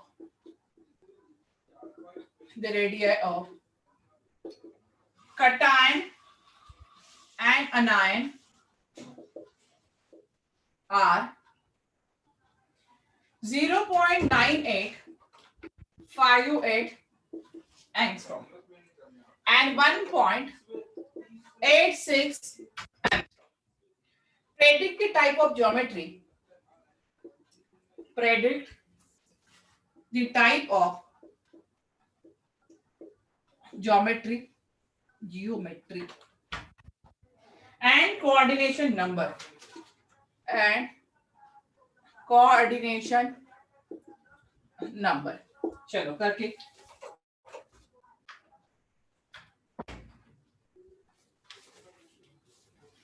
simple question दिया है मैंने यहाँ पे। Radius of cation to anion दिया गया है, sorry, radius of cation to anion दिया गया है। आपको ज्योमेट्री, इसीलिए वो पूरा चार्ट याद रखना। 0 पॉइंट हमेशा कहीं पे कागज पे लिख लो और जहां पे आप पढ़ाई करते हो वहां पे चिपका दो, हमेशा पढ़ते जाओ तो याद हो जाएगा। मैम वो 1.86 है कि 1.06? 1.86 बिल्कुल याद कर लो अभी ये। मैम 6 और ऑक्टाहेड्रल। क्या बात है, गुड। इसके लिए अभी 6 और ऑक्टाहेड्रल तो आंसर बता दिया, उसके लिए तो पूरी वैल्यू याद करनी पड़ेगी। 0.155 से 1 तक, और हमेशा हर दिन याद करो, तब जाके वो याद हो जाएगी एक बार। बाकी सबने simple formula, radius ratio is equal to radius of cation to the radius of anion, radius of cation to the radius of अनायन।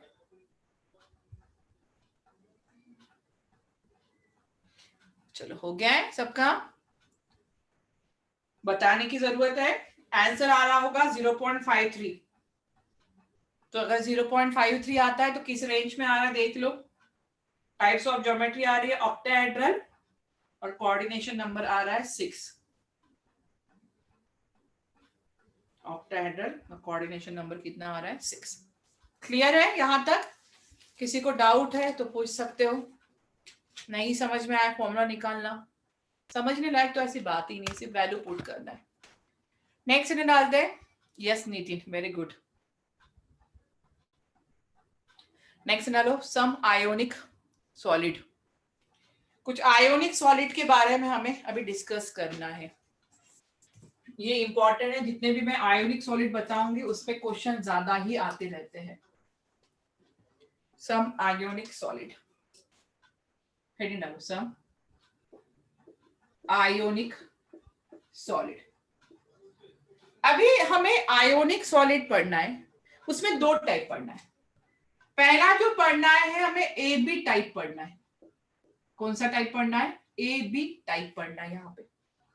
और दूसरा जो टाइप है वो है AB2 टाइप, AB2 या A2B टाइप, A2B टाइप। कौन से 2 पढ़ने हैं हमें यहाँ पे? एक AB टाइप, दूसरा AB2 या A2B टाइप। अभी AB टाइप मतलब क्या है? कटायन टू अनायन, तो इसका रेशियो कितना होगा? 1:1 होगा। एक कटायन होगा, एक अनायन होगा। AB2 में क्या दिख रहा है? 1 कटायन होगा तो 2 अनायन होंगे, या 2 कटायन होगा तो 1 अनायन होगा। 1:2 या 2:1 रेशियो रहेगा। अभी जो AB टाइप्स हमें पढ़ना है, तो AB टाइप में हमें 3 आयोनिक सॉलिड के बारे में पढ़ना है। पहला हमें पढ़ना है NaCl type, NaCl type, NaCl type से और उसके एग्जाम्पल। सेकेंड हमें पढ़ना है CsCl, सीजियम क्लोराइड वाला, ठीक है, CsCl टाइप। और उसके बाद हमें पढ़ना है ZnS टाइप, उसके बाद हमें पढ़ना है ZnS टाइप। क्या क्या पढ़ना है हमें? NaCl टाइप, CsCl टाइप पढ़ना है हमें यहाँ पे, और उसके बाद हमें पढ़ना है ZnS टाइप क्रिस्टल। ये तीनों के तीनों कौन से इसमें आ रहे हैं? AB टाइप में, 1:1 में। अभी AB2 में अगर बात करें, 1:2 वाली जो बात करें, उसमें जो एग्जाम्पल पढ़ना है CaF2। देखो कैल्शियम 1 है और F2 कितना है? 2 है, तो CaF2 हमें पढ़ना है। उसको बोलते हैं फ्लोराइड क्रिस्टल स्ट्रक्चर, ये नाम याद रखना, फ्लोराइड क्रिस्टल स्ट्रक्चर। कौन सा स्ट्रक्चर होगा? CaF2, स्पेशल केस है, इस पे क्वेश्चन ज्यादा पूछे जाते हैं। फ्लोराइड क्रिस्टल स्ट्रक्चर, इसमें हमें जो पढ़ना है, हमें पढ़ना है सोडियम ऑक्साइड Na2O, दिखाई दे रहा है ना, Na2O, and this is called as anti fluoride. इसको हम बोलते हैं anti fluoride crystal structure, crystal structure. कौन सा पढ़ना हमें? Anti fluoride crystal structure. Clear हुआ है? क्या क्या पढ़ना है हमें? आयोनिक सॉलिड 2 टाइप से होते हैं, एक AB टाइप, एक AB2 ही बोलो या A2B बोलो। AB में जो रेशियो होता है 1:1 रहेगा, AB2 में 1:2 या 2:1 रेशियो रहेगा यहाँ पे। इसमें NaCl टाइप, CsCl, देखो एक कटायन एक अनायन, एक कटायन एक अनायन, 1:1 है। एक कटायन 2 अनायन, 2 कटायन 1 अनायन, तो वहां पे 1:2 रहेगा। तो पहला स्टार्ट करते AB टाइप आयोनिक क्रिस्टल। पहले इतना नोट कर लो, मैं पूरा रफ कर देती हूँ, फिर हम पढ़ते हैं। और ये ध्यान रखो, इसमें से बहुत सारे क्वेश्चन मेंस और नीट में आते रहते हैं। हाँ हाँ अभय, CsCl है, सीजियम क्लोराइड, CsCl।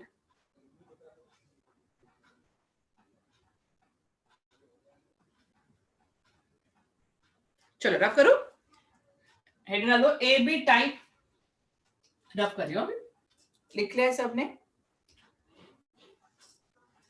पहला AB टाइप,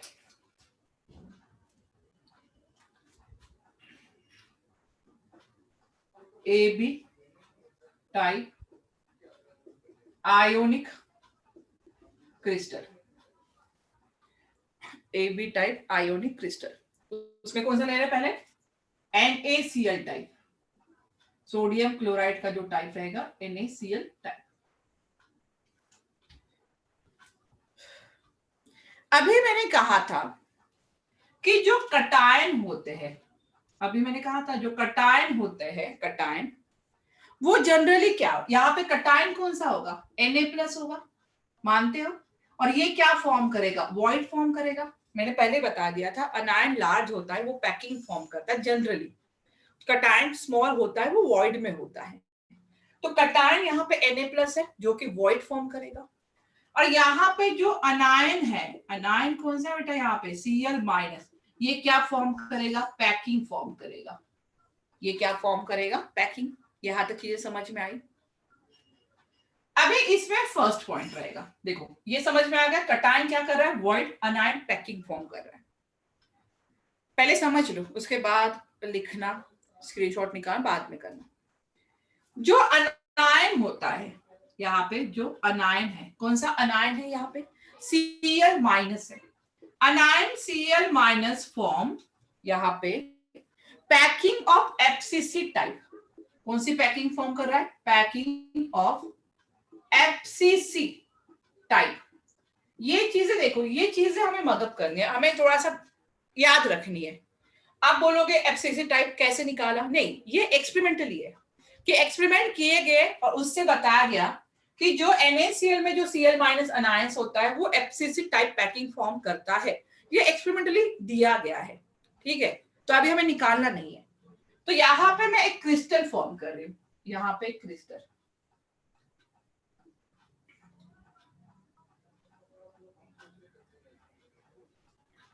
यहाँ पे मैंने क्रिस्टल बना लिया, ठीक है, FCC टाइप। अभी यहाँ पे Cl माइनस FCC फॉर्म कर रहा है, तो Cl माइनस FCC फॉर्म कर रहा है, तो ये कॉर्नर्स पे भी होगा, Cl माइनस ये वाले कॉर्नर्स पे भी है, ठीक है। टोटल 8 कॉर्नर्स है क्योंकि FCC टाइप पैकिंग फॉर्म कर रहा है। ये कॉर्नर्स है, ये कॉर्नर्स है। कॉर्नर्स के साथ साथ कहां पे प्रेजेंट होगा? फेस पे भी प्रेजेंट होगा। तो एक ये वाला फेस हो गया, एक दूसरा ये फेस हो गया, तीसरा ये फेस हो गया, ये फोर्थ हो गया, ये फिफ्थ होगा और ये सिक्स होगा। क्लियर हुआ? Corners as well as face centre पे। तो अगर मैं Cl माइनस का लिखूं यहाँ पे, तो will be at corners, will be at corners as well as कहां पे? फेस सेंटर पे प्रेजेंट है। अभी मैंने बताया कॉर्नर्स पे और फेस सेंटर पे भी प्रेजेंट है। तो मुझे बता सकते हो कि Cl minus per unit cell कितना रहेगा? ये आप लोग बताओगे। Cl minus per unit cell कितना होगा? 4। Yes, very good. कॉर्नर्स की वजह से 8 कॉर्नर्स, कंट्रीब्यूशन 1/8, 6 फेसेस पे है 1/2, तो ये कितना हो जाएगा? 4। Cl minus per unit cell कितना हो गया? 4 हो गया। सही बात है। चलो, ये तो होगी फर्स्ट बात, Cl माइनस। अभी सेकेंड, जो Na प्लस है, Na प्लस वॉइड की फॉर्म में, तो एग्जिस्ट इन, अभी ये कौन सी वॉइड फॉर्म कर सकता है? Na plus exist in octahedral void. कौन सी वॉइड बनाएगा ये? ऑक्टाहेड्रल वॉइड पे होगा, ऑक्टाहेड्रल वॉइड। अभी आप लोग जानते हो, हम लास्ट टाइम पढ़े हैं कि जो ऑक्टाहेड्रल वॉइड होती है वो कहां पे प्रेजेंट होती है? एजेस पे प्रेजेंट होती है, as well as body centre पे प्रेजेंट होती है। सही बात है, एजेस पे प्रेजेंट होगी as well as body centre पे प्रेजेंट होगी। तो हमने यहाँ पे Na plus per unit cell, per unit cell कितना निकालोगे?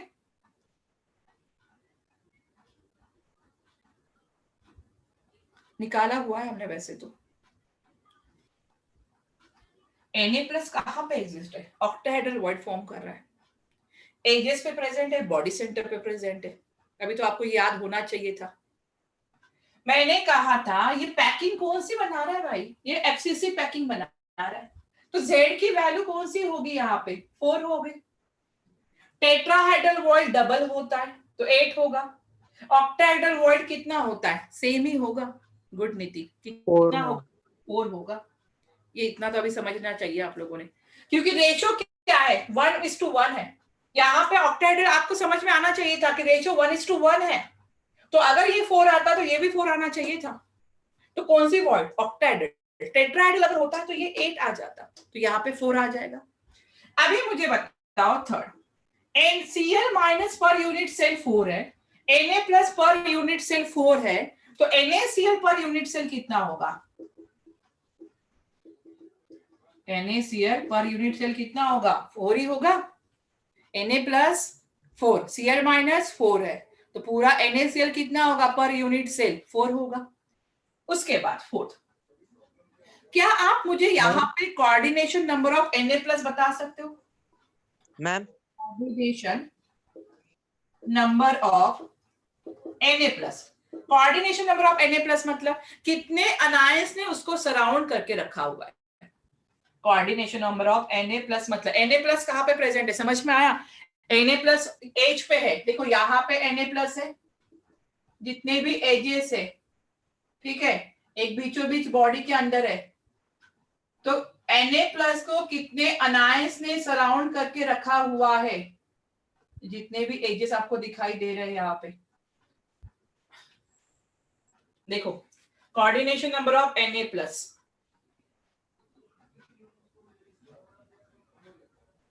कितना आएगा? एक तो यहां से बताओ या तो डायग्राम से बता दो। Coordination number of Na plus कोई अंदाजा नहीं लगा पा रहे हो? 4। लाइन से सराउंड करके रखा हुआ है। अरे भाई Na+ क्या बना रहा है? Octahedral void. ऑक्टाहेड्रल वॉइड कैसी बनती है? ऊपर 3 बॉल, नीचे 3 बॉल, बीच में वॉइड। तो कितना होगा? Na+ 6 नहीं होगा। ऑक्टाहेड्रल वॉइड बना रहा है। ऑक्टाहेड्रल वॉइड कैसे बनती है? ये 3 बॉल यहाँ पे, ऊपर इसके 3 बॉल रहेंगे यहाँ पे, तब जाके तो ये वॉइड है। यहाँ पे Na+ है, यहाँ पे Na+ है, तो ऊपर 3 बॉल, नीचे 3 बॉल, कोऑर्डिनेशन नंबर कितना हो जाएगा? 6 हो जाएगा। चलो इसके रिस्पेक्ट में देखो, देखो एक ये वाला है, एक ये वाला रहेगा, एक दूसरा ये वाला है, ये थर्ड वाला रहेगा, ये फोर्थ वाला होगा, ये फिफ्थ वाला ले लो, एक 6 वाला ले लो, उस पे भी निकाल सकते हो आप। तो कोऑर्डिनेशन नंबर कितना आ रहा है? 6 आ रहा है। ऑक्टाहेड्रल से समझ में आ रहा है कोऑर्डिनेशन नंबर कितना आ रहा है? 6 आ रहा है यहाँ पे। अगर मैं बोलूं coordination number of Cl minus ions कितना होगा? Coordination number of Cl minus ion,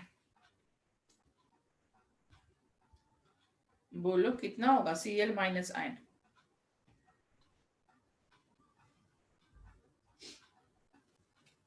eight कैसे आया? मैम 6 ही आएगा। हाँ 6 ही आएगा ना। इसमें देखो एक ये वाला तो एक ये होगा, ये दूसरा होगा यहाँ पे, और ये इतना होगा, तो 1 2 3 4 5 6 तो आ रहा है यहाँ पे, 6 ही आ रहा है। थोड़ा कोऑर्डिनेशन नंबर को फिर से देखो, एक बार चेक करो अच्छे से। तो हो गया कोऑर्डिनेशन नंबर 6। थोड़ा सा यहाँ पे जगह कर दो, अभी बहुत सारे पॉइंट लिखने में। 6 पॉइंट ना, 6 नंबर। अभी मुझे बताओ, यहाँ पे ये वाला ले रही हूँ, एक कॉर्नर में ये ले रही हूँ और एक कॉर्नर ये ले रही हूँ, ठीक है।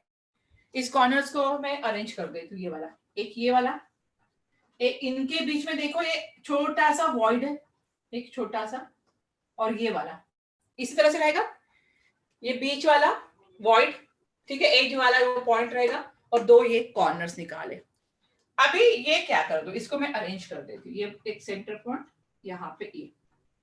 क्या मैं इसको, ये एज लेंथ है हमारी, समझ लो, क्या ये एज लेंथ है? तो आप देखो यहाँ पे मैं मान लेती हूँ ये क्या है? एज लेंथ है। अभी जो बड़ा है वो अनायंस है Cl माइनस, और मैंने कहा कि अनायंस के लिए हम क्या लेंगे? यहाँ पे ये R माइनस हो जाएगा, रेडियस ऑफ अनायन हो गया, दिखाई दे रहा है। ये देखो ये कटायन है, इतना कितना होगा? ये R+ होगा, ये भी R+ होगा, और यहाँ पे फिर से R माइनस होगा। तो मैं क्या यहाँ पे कितने R माइनस हो गए? यहाँ पे 2R माइनस है। कितने R+ है कटायन के? 2R+ है, इज इक्वल टू एजलेंट लिख सकते हो, लिख सकते हो ना एजलेंट। तो R यहाँ पे क्या आ जाएगा? 2R minus plus 2R+ is equal to edge length, is equal to क्या हो जाएगा? एजलेंट। उसके बाद जो 7 पॉइंट है यहाँ पे, जो FCC होता है, ये तो क्या फॉर्म कर रहा है? अनायंस FCC कर रहा है। अगर FCC पैकिंग है तो यहाँ पे जो पैकिंग इफिशियंसी रहेगी कितना % रहेगी? आपको सबको पता है 74% है, और वॉइड कितना प्रेजेंट होगा? 26%। क्या ये बताने की जरूरत है? पैकिंग FCC है तो परसेंटेज पैकिंग इफिशियंसी कितना होगी? 74%, वॉइड कितना होगा? 26%। अगर मुझे इसका एग्जाम्पल देना है, किसमें प्रेजेंट होगा? ये NaCl तो हो गया एक, लेकिन किसमें प्रेजेंट होगा? ये ऐसे वाले और एग्जाम्पल जो है वो है halide of alkaline metal, halide of alkaline metal. तो हलाइड ऑफ अल्कलाइन मेटल कौन सा हो गया? एक LiCl हो गया, या तो LiBr ले सकते हो, दिखाई दे रहा है थोड़ा सा, LiCl, LiBr। उसके बाद oxide of alkaline earth metal, oxide of alkaline earth metal, oxide of alkaline earth metal. Alkaline earth metal beryllium, magnesium, calcium, strontium होता है। तो यहाँ पे एग्जांपल लिखो, MgO होगा, कैल्शियम ऑक्साइड होगा। ये कौन सी पैकिंग शो करेंगे? यहाँ पे AB वाली packing, AB type packing show करेंगे। अगर कुछ चीजें नहीं दिखाई दे रही है तो मुझे बता देना, मैं ऊपर लिख लूंगी वो। चलो नोट करो। मैम एक बार 6 पॉइंट फिर से समझाना। 6 पॉइंट ना, पहले आप लिख लो, उसके बाद मैं समझाती हूँ ऊपर अच्छे से, ये रफ करके। देखो पहले क्या सोचना है कि कटायन वॉइड फॉर्म कर रहा है, अनायंस पैकिंग फॉर्म करेगा। अनायंस कौन सी पैकिंग फॉर्म करना है, ये तो बिल्कुल बगअप करना है हमें, एफसीसी टाइप होगी NaCl में। एफसीसी मतलब corners as well as face centre. कितने कॉर्नर्स है, 8 कॉर्नर्स, कंट्रीब्यूशन 1/8, 6 फेसेस, कंट्रीब्यूशन 1/2 हो गया यहाँ पे, तो ये 4 आ गया। Na कहाँ पे एग्जिस्ट करता है, ऑक्टाहेड्रल वॉइड। ऑक्टाहेड्रल वॉइड की पोजीशन क्या है, एजेस पे और बॉडी सेंटर पे। तो एजेस की रिगार्डिंग में 12 एजेस होते हैं, पता है, उसका कंट्रीब्यूशन 1/4 होगा तो 1 होगा। बॉडी सेंटर में 1 रहेगा यहाँ पे, सॉरी 1/4 इंटू 12 3 हो गया, 1 और बॉडी के रिस्पेक्ट में कितना हो गया, 1 हो गया, तो 4 आएगा ये। तो दोनों 1:1 रेशियो आ रहा था, Cl - 1 Na+1, तो 4 हो गया। कोऑर्डिनेशन नंबर तो समझ में आ गया। ऑक्टाहेड्रल वॉइड की बात करें भाई तो 6 सराउंडिंग एटम हो गए वहां पे, तो 6। कोऑर्डिनेशन नंबर ऑफ Cl- भी कितना होगा, 6। एफसीसी पैकिंग है तो पैकिंग एफिशिएंसी 74% होगा, परसेंटेज ऑफ वॉइड कितना होगा, 26%। कौन दिखाएगा ये, और एग्जांपल क्या हो गए, LiCl हो गया, LiBr हो गया, oxide of alkaline earth metal हो गए, MgO एंड CaO। चलो कौन कौन से पॉइंट रिपीट करना है, एक तो 6 पॉइंट रिपीट करना है। चलो कर दूं, रफ कर दूं, मतलब मैं स्ट्रक्चर थोड़ा सा बड़ा निकालूंगी तो समझ में आएगा, मैं बाकी रफ कर रही हूँ। जिनको नहीं समझ में आया 6 पॉइंट, देखो मैंने ये 2 कॉर्नर लिए हुए, एक ये वाला ले लिया और एक ये वाला, इनके बीच में Na+ है। Na+ है मतलब क्या है, यहाँ पे कटायन है, इस तरह से समझ में आ, यहां से यहां तक ये क्या है, हमारी एज लेंथ है ये पूरी, तो हमने मान लिया ये क्या है, हमारी एज लेंथ, ये वाली मान लेती हूँ एज लेंथ है A। अभी ये जो साइज में बड़ा है वो क्या है, ये Cl- आयन है, ये Na+ है, और यहाँ पे ये क्या है, Cl- आयन है। ये रेडियस ऑफ अनायन नहीं होगी, ये रेडियस ऑफ अनायन मतलब R- होगा। यहाँ पे ये देख लो, ये रेडियस ऑफ कटायन होगा R+, और ये भी रेडियस ऑफ कटायन R+। फिर से रेडियस ऑफ अनायन R-। क्या इक्वेशन आ गया यहाँ पे, देखो कितने R+ है, 2 R+ है, 2 R- है, तो मैंने यहाँ पे R-, ये R-, इनको ऐड करो, 2 R-, दोनों R+ है, ये किसके बराबर है, ये एज लेंथ के बराबर है, तो 2 R+ plus 2 R- is equal to edge length. अब समझ में आया, अब क्लियर है, और किसी को डाउट है, कोई पॉइंट है जो नहीं समझ में, ये इंपॉर्टेंट है, पहले बता रही हूँ, नहीं समझ में आया तो फिर से रिकॉर्डेड वीडियो देखो 1-2 बार, तब भी नहीं समझ में आया ना फिर से मुझे पूछो, क्योंकि इसमें इमेजिनेशन चल रहा है पूरा, तो सबका इमेजिनेशन अलग अलग होता है, किसी को जल्दी समझ में आता है, किसी को थोड़ा लेट होता है, बट बाकी कुछ नहीं। हाँ, इसमें जो मैंने क्वेश्चन में जो पॉइंट लिख के दिए है इसी पॉइंट पे क्वेश्चन आएगा। MgO की बात मैंने लिखा था CaO, हाँ एनसीईआरटी में होगा ये टॉपिक, क्यों नहीं है एनसीईआरटी में, लेकिन ये जेईई मेंस में इसी पे ज्यादा क्वेश्चन पूछे जाते हैं। इसमें मतलब जितने भी मैं आगे बढ़ाऊंगी, अभी आगे जितने भी टॉपिक है हमारे, CSCl पढ़ना है, ZnS पढ़ना है, हमें फ्लोराइड क्रिस्टल स्ट्रक्चर पढ़ना है, एंटी फ्लोराइड क्रिस्टल स्ट्रक्चर पढ़ना है, सब पे क्वेश्चन आते, कोई भी आ सकता है। लास्ट टाइम शायद ये क्वेश्चन यही पूछा था, और NaCl के लिए यही इक्वेशन पूछा था कि which of the following is a true, तो यहाँ पे इस तरह से आया था ये वाला। तो आप लोग जब पेपर सॉल्व करोगे, लास्ट ईयर के क्वेश्चन जब करोगे ना, तब समझ में आएगा आपको धीरे धीरे चीजें, बट इजी है, थोड़ा इमेजिन करो तो चैप्टर इंटरेस्टिंग है, बट अगर ऊपर से आप समझ नहीं रहे हो, ऊपर ऊपर से जा रहा है, तो थोड़ा सा लिटिल बिट आपको कंफ्यूजन हो रहा होगा, आई नो, बट एक बार ट्राई करो। तो क्या अभी तो टाइम हो गया है, मुझे नेक्स्ट स्टार्ट करना था सीजियम क्लोराइड का, ठीक है कोई बात नहीं, नेक्स्ट टाइम, आज मुझे पूरा कंप्लीट करना था आज, ठीक है। आप लोग भी थोड़ा सा अभी ये पढ़ लोगे ना एक बार कोऑर्डिनेशन, नेक्स्ट टाइम मतलब कल जब आओगे ना, तो एक बार कोऑर्डिनेशन कंपाउंड का बॉडी डायगोनल है, फेस डायगोनल है, इसके पूरे कंसेप्ट नहीं क्या क्लियर करके आना, तो इजी जाएगी चीजें हमें। Number of atom per unit cell, ये भी चीजें अच्छे से करके आओ, तो थोड़ी बातें जो होगी ना इजी होगी हमारे लिए, थोड़ा सा हम फास्ट आगे बढ़ेंगे। ओके, तो चलो आज के लिए यहीं पे स्टॉप करते हैं, कल यहीं से आगे बढ़ेंगे, बट इतना क्लियर करके आना है आपको। ओके, नोट्स लिख रहे हो सब लोग? अगर अलग से नोट्स चाहिए होंगे तो मैं इसके आपको व्हाट्सअप कर सकती हूँ, बट अगर आप लिख रहे हो तो कोई प्रॉब्लम नहीं है, अगर आपको चाहिए तो मैं डाल सकती हूँ। ठीक है, तो जो भी रहेगा आप मुझे बता दो। चलो बाय बाय।